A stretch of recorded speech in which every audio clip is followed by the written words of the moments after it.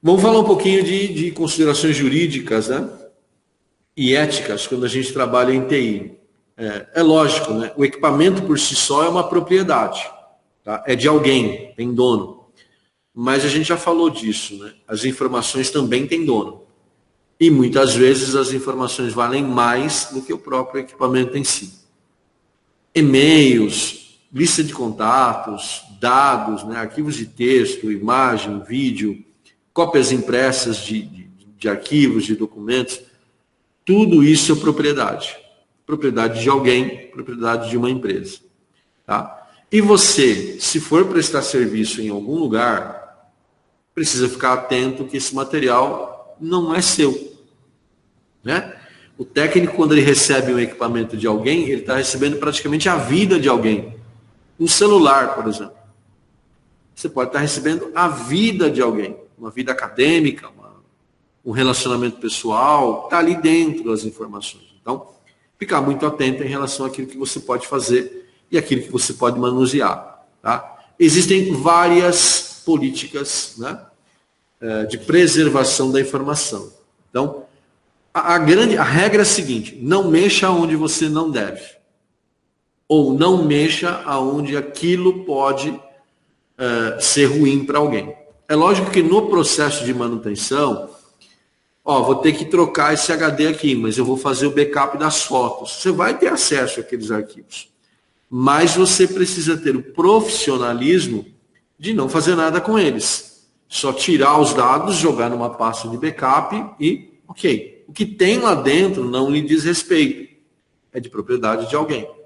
Tá? E hoje, né, computadores têm senhas, computadores têm nomes, computadores têm história, né?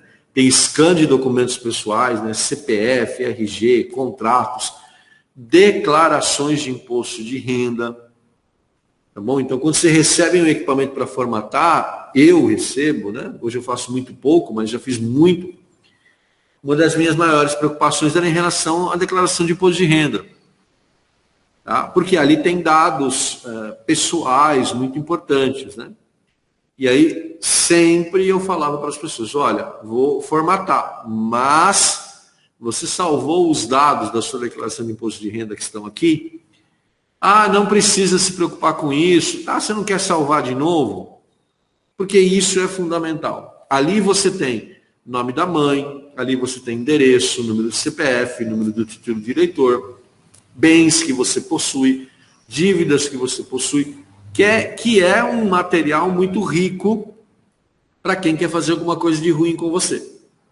Tá? Então essas informações estão na mão ali disponíveis num PDF. Porque a declaração de imposto de renda ela gera um PDF. Então, não mexa, faça backup e ali é a propriedade do dono do equipamento. Tá? Fotografia, gente, a mesma coisa, muito cuidado. Não mexa aonde você não deve mexer. Tá bom? PCI é quando a gente fala de cartões de pagamento, tá? Cartão de crédito, número de cartão de crédito. Hoje muitos sites têm lá a opção de você memorizar os dados do cartão de crédito para uma próxima compra. Eu sei que isso traz uma comodidade gigante, né? Mas eu particularmente nunca permito. Porque ainda eu não confio na guarda desses dados por essas plataformas. Então, eu vou entrar numa loja lá de departamentos online, vou fazer a compra e vou salvar o meu cartão. Eu, particularmente, ainda não faço. Por quê? Já tive experiência anterior de que os meus dados saíram dali de alguma forma e caíram nas mãos de quem não deveria. E aí várias tentativas de compra foram feitas. Assim, os dados só podiam ter saído daquele site, que era o único que eu tinha cadastrado. Então é preocupante, tá? E existem procedimentos de segurança em relação a isso, tá bom? Hoje, até por conta da pandemia, né, mas antes também deveríamos ter preocupação, mas a gente não tinha tanto, que é em relação a prontuários médicos, né? Registros eletrônicos de saúde. Se você trabalha no RH de alguma empresa, ou se você faz as funções de RH da empresa, esse tipo de informação ela é muito sigilosa. né? É direito da pessoa preservar o seu histórico médico, né, em relação a qualquer pessoa. Tanto é que a gente vê, muitas vezes, alguma pessoa mais famosa, doente, né, e aí aparece lá o repórter da TV, na frente do hospital, e aí fala assim, olha, a família não autorizou a divulgação do boletim médico. Por conta disso, né, a preservação dessas informações é prerrogativa principal dos envolvidos, tá bom? Então, não é para sair divulgando, não é para ficar lendo relatório médico, né? Tudo tem um limite, tudo tem um procedimento. É o que eu estou falando para vocês aqui, tá? O Brasil ainda não tem muita cultura, né, da gente seguir regras em relação a esse tipo de situação. Mas a justiça tem evoluído bastante nesse sentido. Hoje a gente já tem a Lei Geral de Proteção de Dados, né, que está sendo alterada frequentemente aí por ação política, etc. Mas a gente tem, até há poucos anos atrás não tínhamos. E hoje a justiça já entende que você, não é porque está na internet que é terra de ninguém, né? Então tem dono, tem proprietário, tem alguém que lançou aquilo ali, que precisa de autorização. Tá? O direito autoral, ele está evoluindo bastante. Qual é a regra de ouro? Na dúvida, não compartilha. Na dúvida, não publica. Na dúvida, não abre a pasta. Bom, tá lá, não é para abrir. Tá? Não faça acesso em contas não autorizadas. Não altere as configurações de software ou de hardware sem que a pessoa autorize. Eu já passei por isso, né? Para fazer o diagnóstico de uma máquina, eu precisei trocar uma peça, que eu não tinha, então fui comprar essa peça, fiz o diagnóstico, ok. Passei o orçamento para a pessoa falou, não vou fazer. E aí você fala assim, poxa, mas eu já comprei a peça, né? E aí? Bom, e aí o problema é seu, né? Não deveria ter comprado. Outra coisa que eu passei muito, né? Defeitos no sistema operacional, problemas no Windows. Para você fazer o diagnóstico, você tem que corrigir. E a hora que você corrige, a máquina volta a funcionar. Aí você passa o orçamento para a pessoa fala assim, então, não vou fazer. Está muito caro, não vou fazer. E aí você já arrumou, né? Paciência. Aí você tem que entrar numa outra negociação. Tá bom? E explicar para a pessoa, olha, para corrigir isso eu precisei fazer, então está funcionando. Vamos ajustar aqui uma forma de pagamento, algo que seja justo para você e para mim? Legal. Mas a princípio não mexa se você não foi autorizado. Tá? Eu já vivenciei também funcionários que usavam os servidores da empresa para armazenar arquivos pessoais ou músicas, ou na minha época, né, filmes. Hoje, com os portais de streaming, né, perdeu o sentido você ter DVDs na sua casa, cópias de filmes, etc. Mas há poucos anos atrás isso era recorrente. E eu já vi isso várias vezes e precisei tomar ações, né, porque não pode. O que é da empresa, o que é seu, é seu. Tá bom? Você só deve fazer aquilo que lhe for permitido. Eu sei que você morre de vontade de usar seu Instagram, seu Facebook durante o horário de trabalho. Mas você precisa verificar se isso é permitido ou não. A mesma coisa em relação a e-mails, tá? As empresas geralmente fornecem a vocês e-mails corporativos que precisam ser usados. Aliás, preferencialmente usados. Então aí você precisa manipular essa ferramenta de forma adequada. O que pega muito, né? Muito, com toda a razão, a questão da pornografia. Tá? Material de pornografia é alvo de questões jurídicas frequentes, tá? Frequentes. Então tome muito cuidado se você trabalhar numa empresa de suporte, se você trabalhar fazendo manutenção de computadores, né? Tome muito cuidado para que esse tipo de situação seja muito bem administrado. Como eu disse para você, não mexa onde você não deve.